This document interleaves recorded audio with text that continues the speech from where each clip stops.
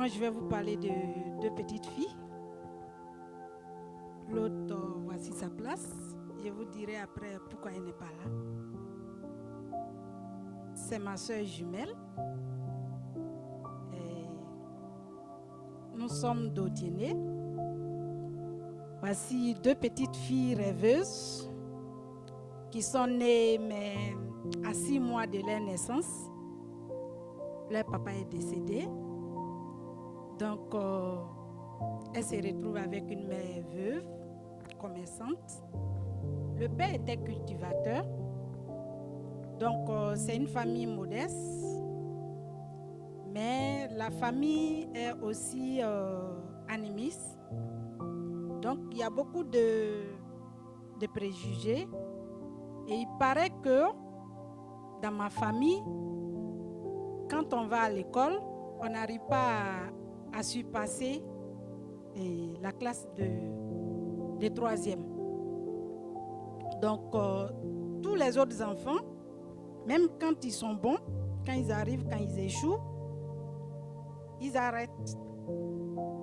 Et nous, parce que le père était décédé, la mère n'ayant rien, on était à côté d'elle au marché, donc on vendait les oranges, les œufs, en tout cas l'arachide, on chargeait. Et avant aussi, on ne vendait pas de l'eau glacée comme ça dans les sachets, on mettait dans les bassines et on servait. Donc, c'est ce qu'on faisait. Mais elle et moi, chaque fois, on causait. On voulait être médecin quand on joue, parce que notre maman, elle était un peu malade. Donc, on se disait qu'il fallait être médecin pour la soigner. Et on se demandait, chaque fois, je lui dis, mais Mas, pour être médecin, il faut comprendre d'abord le français. Toi et moi, on ne parle pas le français parce qu'on parlait le djoula. Donc, pour parler le français, il faut aller à l'école. Mais on ne part pas à l'école, qu'est-ce qu'on fait? Donc, on est resté comme ça jusqu'à 14 ans, on ne partait pas à l'école. Mais puisqu'on voulait à tout prix aller à l'école, on voulait comprendre le français. Donc, ce qu'on faisait, quand on va vendre l'arachide ou bien les mangues, en tout cas, on vendait tout ce qui pouvait nous permettre d'aider la vieille. C'est comme ça qu'on l'appelait. Et on partait à l'école Habitat, pour ceux qui connaissent Odiéné. Et on se mettait derrière les classes et on écoutait, on répétait ce qu'on disait. C'est comme ça qu'on a appris à parler le français. Et souvent, on regardait par la fenêtre ce qu'on écrivait, on essayait de faire. Et on a appris à écrire. Et après, on a appris qu'on faisait des cours d'alphabétisation dans le quartier. Et chaque nuit, quand on finit, on partait au cours d'alphabétisation. Donc, on a appris à lire et à écrire.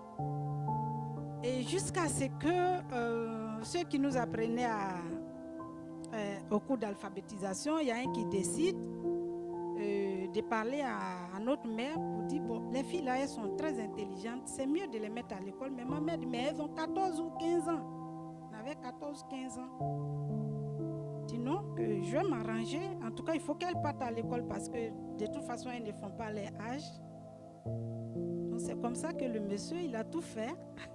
En tout cas, il allait nous inscrire directement au CE1.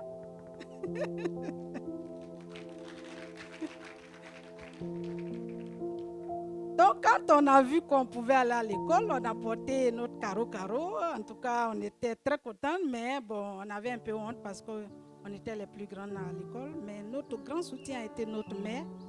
Quand on venait, on dit qu'on a honte. Elle dit non, vous êtes mes médecins. Il faut que vous partez à l'école, vous vous en foutez. Ce que vous devez faire, c'est d'être meilleur qu'eux. Et puis, ça va fermer les bouches. Donc, je compte sur vous. Et puis, demain, vous devez venir me prendre dans la voiture pour m'envoyer à la mosquée. Donc, dans notre tête, on devait vraiment être médecin dans une voiture pour envoyer la vieille à la mosquée. Et vraiment, elle nous motivait beaucoup. Et c'est comme ça qu'on a fait. On a fait le CE1. On a sauté le CE2 parce qu'on était meilleurs. Ils ont vu que le niveau était haut. Donc, on a sauté le CE2, on allait faire le CM1. On a été meilleur au CM1. On a fait le CM2. Et Moi, j'ai été la meilleure dans toute la région d'Odiéné. Ma soeur était deuxième.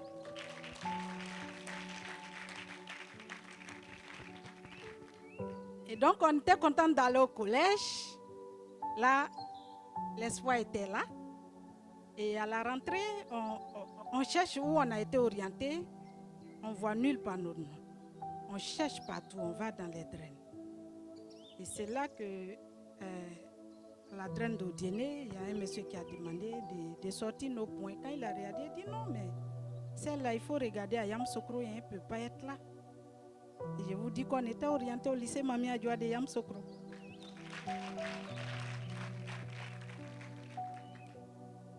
Donc, on se retrouve au lycée Mami Adjoa de Yamsokro avec des enfants vraiment des boss, des ministres et autres. Bon, l'aventure commence. Ce qu'elle suit, avant de quitter, la veille nous a dit, vous partez, vous ne regardez pas les autres. Moi, je n'ai pas l'argent. Hein. Si vous partez, ne soyez pas envieuse. Travaillez et puis envoyez-moi des notes. Soyez mon médecin. Donc, quand on allait au lycée Mami Adjoa, bien vrai qu'on est venu en retard, mais on était première de classe. On n'était pas dans la même classe. Bon, je pense que moi, j'étais en 6e 4. Elle était en 6e 1. Mais chacune était meilleure dans sa classe. Et on avait une tutrice, vraiment qui était, chaque fois, la vieille ne pouvait pas venir. Bon, on n'avait pas de transport pour venir jusqu'à Yamsokro. Elle n'est jamais venue même. Donc, c'est comme ça qu'on a travaillé. Voilà, on a eu l'envie de vraiment booster encore. On a travaillé jusqu'à ce qu'on arrive en terminale. Donc, on était en 3e, en fin d'année, 3e trimestre. Et un jour, je quitte à l'école, j'arrive. Je suis à la maison, je pensais à elle. Et puis, on m'appelle, on me dit le téléphone fixe, parce qu'il n'y avait pas de téléphone. Le téléphone fixe de la cour où on était sonne. On m'appelle, je prends. C'est une sœur qui est en France et qui m'appelle en pleurs, qui me dit « Ah, désolée, la vieille est décédée. Les 7e jours sont terminés. On n'a pas pu vous joindre parce que c'est en pleine crise. » Donc là,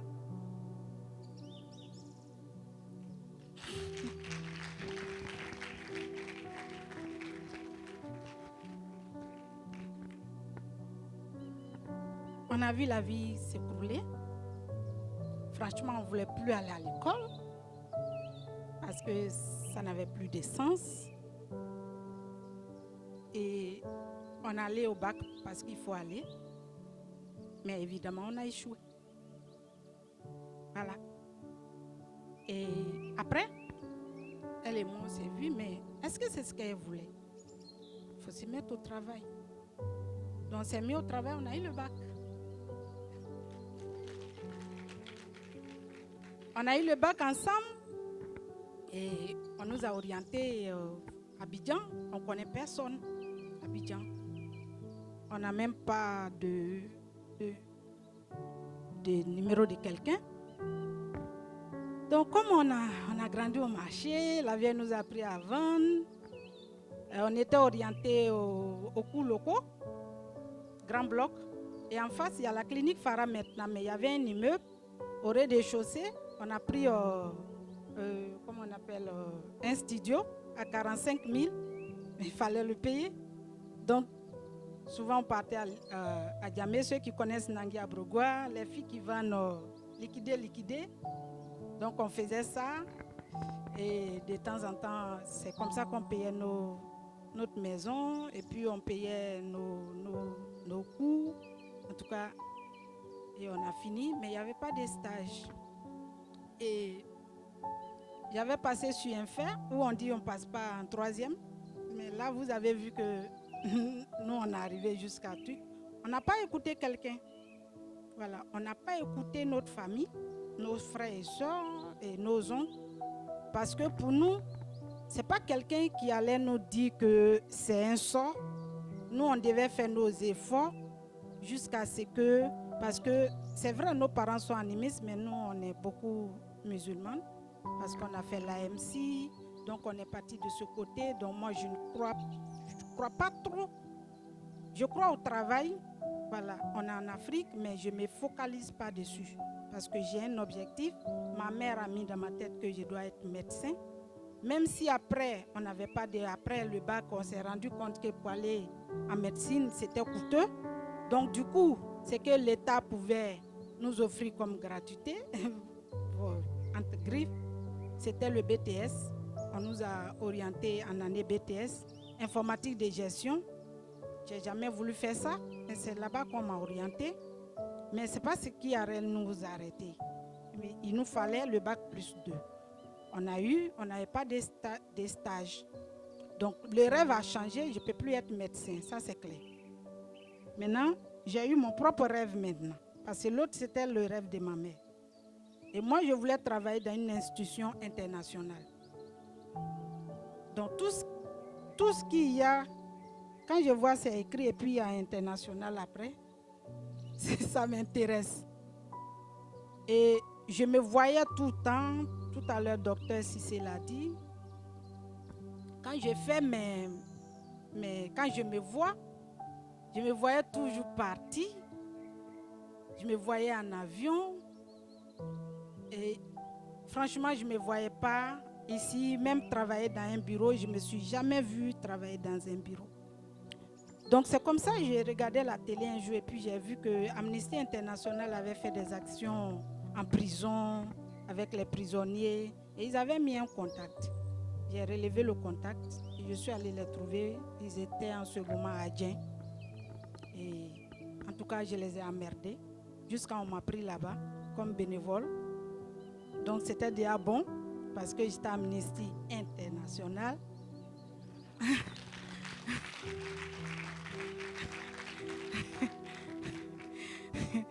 Donc j'ai été bénévole à Amnesty International et puis jusqu'à ce qu'un jour le directeur me dit bon, il y a une formation à Ouaga et on a besoin de ton passeport demain matin pour que tu fasses de la délégation. Moi, je n'ai pas de passeport. Mais le directeur m'a demandé, tu as le passeport? J'ai dit oui, oui. Et dès qu'on a fini, j'ai assimilé un mal de ventre. Je suis allée. J'ai pensé à... Parce qu'il y a un monsieur qui, après, quand on était au cours locaux, nous avait vu un jour. C'est quelqu'un qui est passé chez notre parent. Il fréquentait. Donc maintenant, il est conseiller dans un ministère. Donc j'ai pensé à lui. Je suis allée. En tout cas, ce monsieur nous a aidés à la suite. J'ai pensé à lui. Je suis allée lui dire que, bon, demain, je vais en France. On m'a mis... Parce que s'il dit Burkina, peut-être qu'il ne va pas prendre au sérieux. Donc,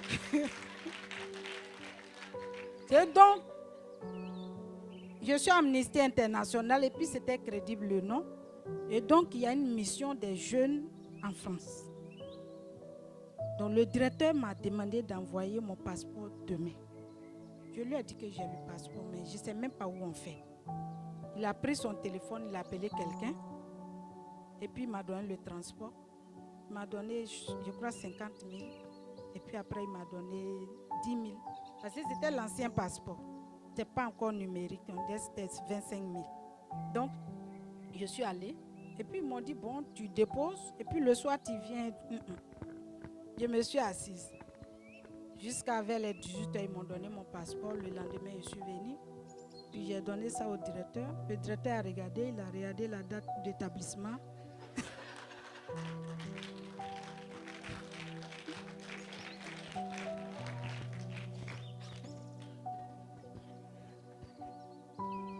Parce que moi, j'ai donné et puis je suis partie. Et puis après, il m'a fait appel. Il dit, Miss Koné, ton passeport, tu l'as fait quand? Il m'a attrapé. J'ai dit, monsieur, c'est hier. Il dit, donc, hier, quand je t'ai demandé, tu n'avais pas de passeport. J'ai dit non. Il dit, ok. Et tu sais quoi? Tu vas réussir.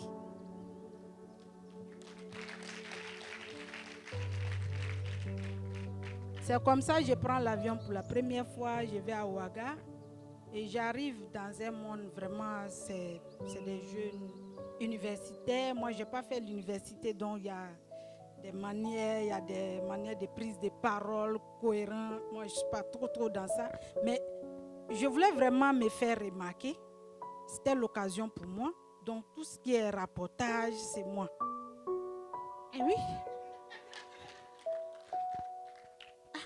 Comme la maman a dit tout à l'heure, c'est un groupe. Ils vont t'aider. Forcés, ils vont t'aider. Donc, moi, je dis, je vais aller parler, je vais rapporter. Donc, ils m'ont aidé. Et comme c'était Amnesty International, c'était mimé et une conférence de presse face à des violences. Donc, vraiment, il fallait prendre le micro. Je tremblais, mais je me demandais comment j'ai pu le faire quand même. Et puis, c'était des vrais journalistes qui étaient là, qui te posaient les questions et autres.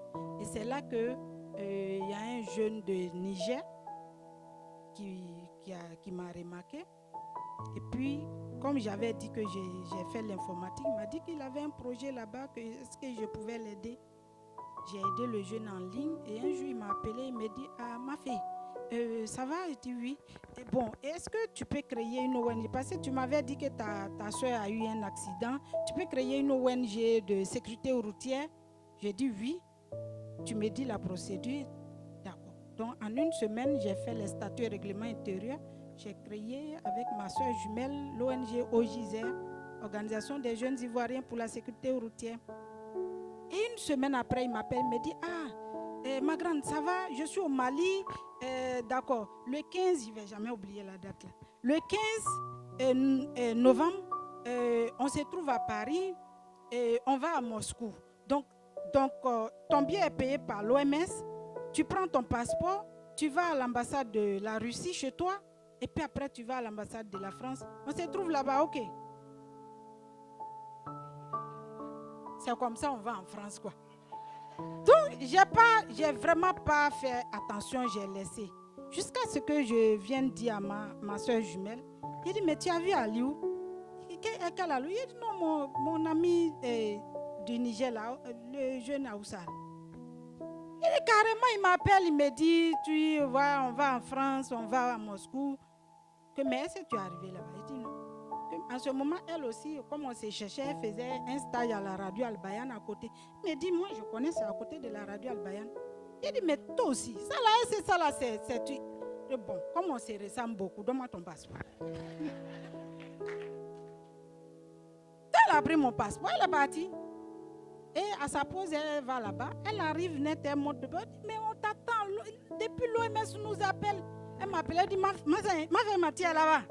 On dit des venus, on dit c'est l'OMS.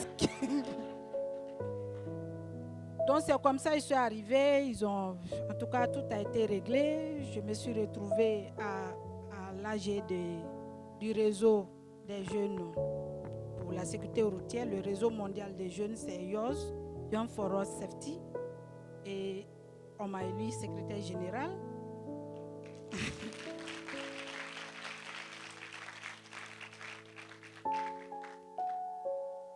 Et après, on est allé à Moscou, en Russie. Ça, je vous épargne ça parce que vraiment, c'était pas évident. J'ai raté mon vol, passé premier Gao à Paris, je ne reconnaissais pas. Donc, mais finalement, je suis allée. J'ai pu rencontrer, c'était une rencontre des ministres de l'Intérieur, de la Santé, des Transports. Et en son temps, le ministre, je crois que c'était Mabry Touakeuse, mais c'est Désiré Tagro qui était ministre de l'Intérieur. Et on était là-bas, je suis venue me présenter à lui, que j'ai une ONG ici. Il m'a dit, mais c'est toi, tu vas retourner en Côte d'Ivoire. Vous connaissez, vous les jeunes? J'ai dit, bon, monsieur le ministre, si je retourne, moi, j'ai pas de... Est-ce que vous pouvez m'aider? En tout cas, mes papiers, j'ai que le récépissé de dépôt.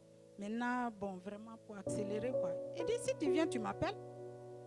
Moi, je sais que tu ne vas pas venir. Le jour où je suis descendu net, je l'ai appelé. Je suis allée. En tout cas, on a tous nos papiers et on a des partenaires. Aujourd'hui, on construit, c'est une ONG qui fait la sécurisation des abords des écoles qui sont dangereusement situées en bordure de route. Et cette année, on a été primé le 2e prix national du président de la République.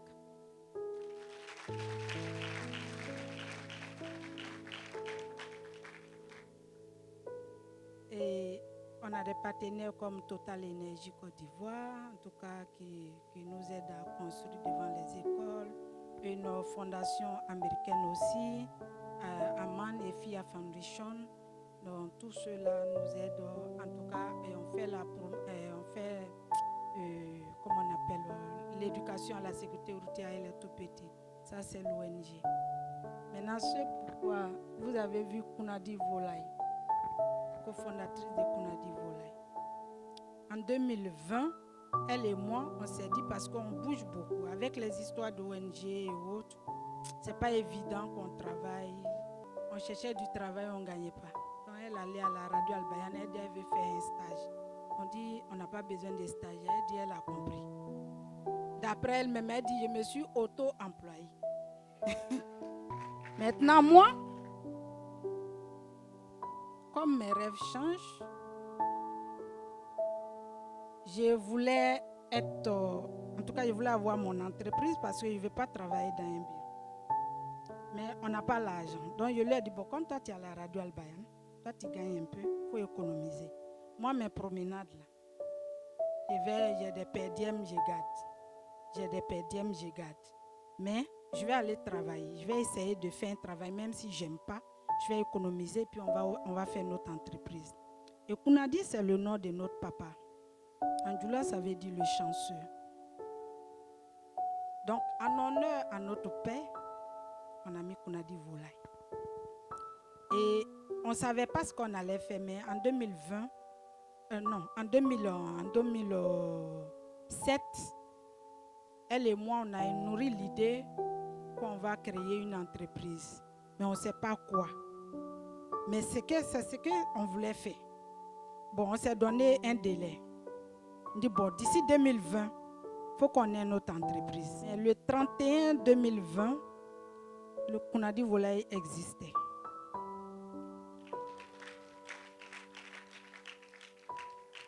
On a commencé avec 200 poulets et 50 dindonos qu'on achetait avec quelqu'un, mais qui n'arrivait plus à nous fournir. Et souvent, ça mourait, on a perdu de l'argent, mais on a essayé quand même de tenir.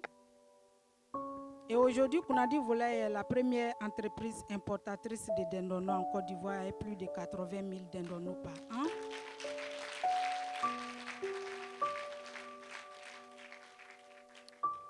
Nous employons 15 jeunes directement.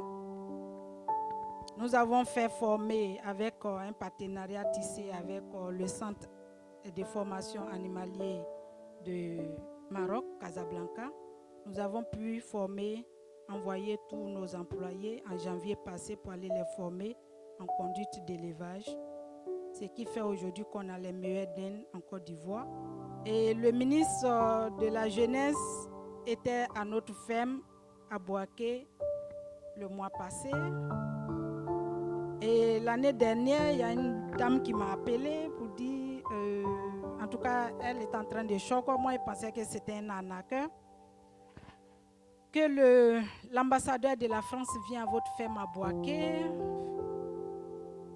J'ai dit, ok, madame, j'ai compris. Après, elle a appelé. J'ai dit, oui, madame, je vous ai compris. L'ambassadeur de la France quitte Abidjan pour venir, non. Elle, le DG de l'AFD, j'ai compris.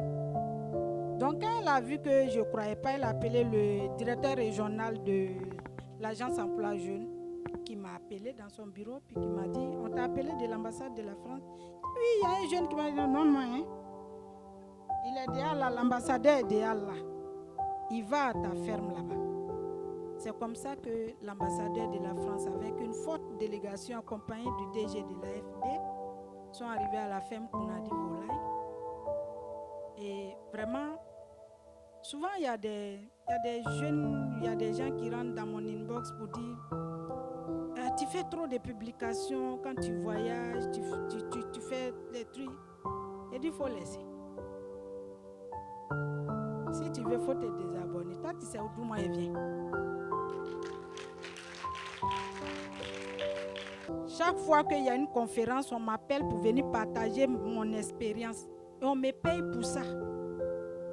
Il y a des gens qui m'appellent pour dire de venir partager avec des jeunes. Et souvent, on me donne de l'argent, rien que pour parler de moi-même. Ah, c'est bon. Donc,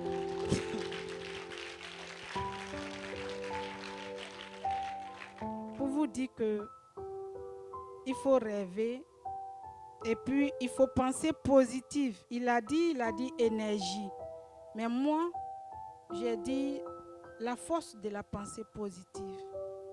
Je n'ai pas voulu rester, écouter les gens pour dire c'est comme ça. Moi, je prie beaucoup. J'ai dit à Dieu que sa volonté soit faite. Je prie et je fonce. Ils ont même dit que chez nous au village, on ne peut pas aller.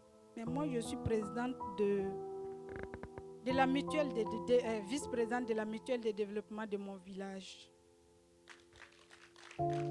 Alors qu'on disait on ne peut pas aller là-bas. Pour vous dire que je n'écoute pas parce que je me dis, même si quelque chose m'arrive, c'est que c'est Dieu qui l'a voulu. Sinon, s'il ne veut pas, ça ne va pas arriver. Donc, pour dire il y a les sorciers, il y a les trucs, c'est vrai, il y en a, mais c'est Dieu même qui donne force aux sorciers. Sinon, il va tout faire, il va empêcher. Donc, du coup, de toute façon, nous allons tous partir. Donc, croyez en vos rêves, rêvez, réveillez-vous. Essayez de mettre ça en application, pensez positif. Si tu penses que tu ne peux pas, tu ne pourras jamais. Moi, ce n'est pas dans mon vocabulaire. Je peux le faire. Si je suis rentrée dans l'avion, et puis j'ai créé Kounadi Volaille, et puis je suis conseillère régionale aujourd'hui. Quand on dit les officiels arrivent, je suis dedans.